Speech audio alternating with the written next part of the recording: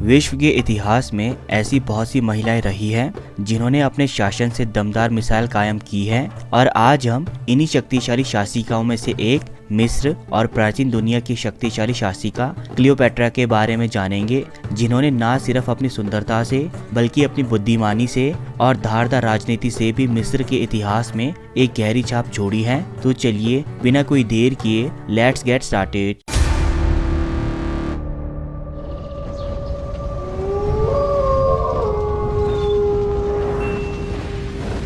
Fact number 1, Cleopatra मिस्र की नहीं थी। क्लियोपैट्रा का जन्म मिस्र में होने के बावजूद भी वो मिस्र की नहीं थी। उसका परिवार मैसेडोनियन ग्रीस से आया था, जो टॉलेमी की बेटी और अलेक्जेंडर द ग्रेट की वंशज थी। 323 ईसा पूर्व अलेक्जेंडर की डेथ के बाद टॉलेमी ने मिस्र पर शासन किया और उसने ग्रीक भाषी शासकों के राजवंश का शुभारंभ किया, जो लगभग 3 शताब्दियों तक चला। मूल रूप से मिस्र का न होने के कारण क्लियोपैट्रा ने अपने देश के कई प्राचीन रीति रिवाजों को अपनाया और मिस्र की भाषा सीखने वाली टॉलेमिक लाइन की पहली सदस्य बन गई। फैक्ट नंबर 2, क्लियोपैट्रा व्यभिचारी की उपज थी। कई शाही घरानों की तरह टॉलेमिक राजवंश के सदस्यों ने भी अक्सर अपनी ब्लड लाइन को प्योर रखने के लिए अपने ही परिवार के अंदर शादी की, जिससे ये पता चला कि क्लियोपैट्रा के 1 दर्जन से ज्यादा पूर्वजों ने अपने ही भाई बहनों से शादी की और इसी रीति रिवाज को ध्यान में रखते हुए क्लियोपैट्रा ने भी अपने दोनों छोटे भाइयों से शादी कर ली, जिनका उसने अपने शासनकाल को चलाने के लिए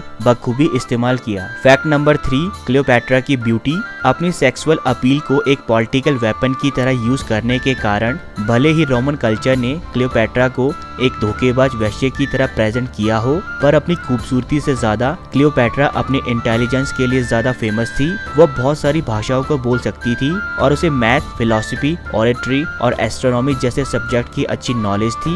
एंशिएंट राइटर प्लूटार्च, जिन्होंने क्लियोपैट्रा के बारे में बहुत कुछ लिखा था, कहते हैं कि असल में क्लियोपैट्रा इतनी ज्यादा सुंदर नहीं थी जितना उसे समझा जाता था, पर उनके बोलने का तरीका और उनकी मधुर आवाज एक ऐसा आकर्षण कायम करती थी जिससे बाहर निकलना मुश्किल हो जाता था। फैक्ट नंबर 4, अपने सिबलिंग्स को मारना। जब क्लियोपैट्रा के भाई बहनों ने सिंहासन पर अपना एकमात्र अधिकार पाने के लिए क्लियोपैट्रा को मिस्र से बाहर निकाल दिया, तब क्लियोपैट्रा जूलियस सीजर के साथ हाथ मिलाकर गृह युद्ध में उनके सामने आ गई। युद्ध में जीतने के बाद क्लियोपैट्रा ने अपने छोटे भाई से दोबारा शादी कर ली और समय आने पर उसकी भी हत्या करके खुद सिंहासन की अकेली हकदार बन गई। दोस्तों, आई होप आपको ये इन्फॉर्मेशन जरूर पसंद आ रही होगी। ऐसी ही और इंटरेस्टिंग वीडियोस के लिए प्लीज सब्सक्राइब माय चैनल और वीडियो को लाइक एंड शेयर करना मत भूलिएगा।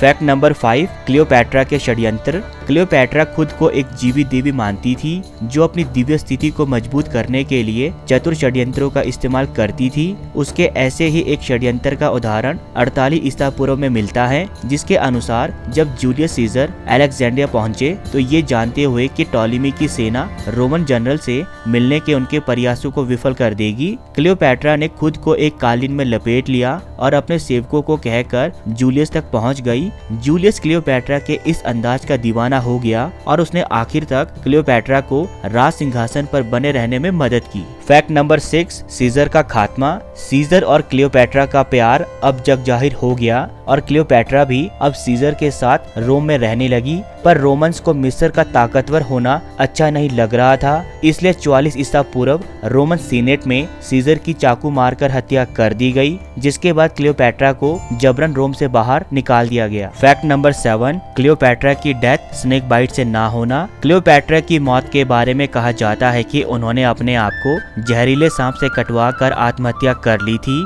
ताकि वो कभी भी ऑक्टेवियन के हाथ ना लग सके। पर जर्मनी के एक शोधकर्ता ने ये दावा किया है कि क्लियोपैट्रा की मौत सांप के काटने से नहीं बल्कि अधिक मात्रा में मादक पदार्थों के सेवन से हुई थी। फैक्ट नंबर 8, इतिहास की सबसे महंगी फिल्म। वैसे तो क्लियोपैट्रा के किरदार को दर्शाने के लिए बहुत सी फिल्में बनी, पर 1963 की क्लियोपैट्रा फिल्म बहुत ज्यादा फेमस हुई। इस फिल्म का बजट $2 मिलियन से $44 मिलियन तक पहुंच गया, जिसमें अकेले टेलर की ड्रेस की लागत $2 लाख थी। क्लियोपैट्रा के जीवन पर उस समय बनी ये फिल्म अच्छी कमाई करने के बावजूद अपने स्टूडियो को लगभग दिवालिया कर गई और आज के हिसाब से देखा जाए तो क्लियोपैट्रा आज भी इतिहास की सबसे अनमोल फिल्मों में से एक है। तो दोस्तों ये थे मिस्र की शक्तिशाली शासिका क्लियोपैट्रा के बारे में कुछ लिटिल नोन फैक्ट्स, जिन्हें जानने के बाद मेरी भी क्लियोपैट्रा के बारे में ओपिनियन बदल गई। आपको इस वीडियो से क्लियोपैट्रा के बारे में क्या नया जानने को मिला, कमेंट सेक्शन में जरूर बताइएगा। अभी के लिए इस वीडियो में इतना ही, मिलते हैं अपनी नेक्स्ट वीडियो पर। प्लीज़ सब्सक्राइब माई चैनल ताकि हम एक वंडरफुल कम्युनिटी डेवलप कर सकें। तब तक के लिए गुड बाय, मिलते हैं अपने नेक्स्ट वीडियो में।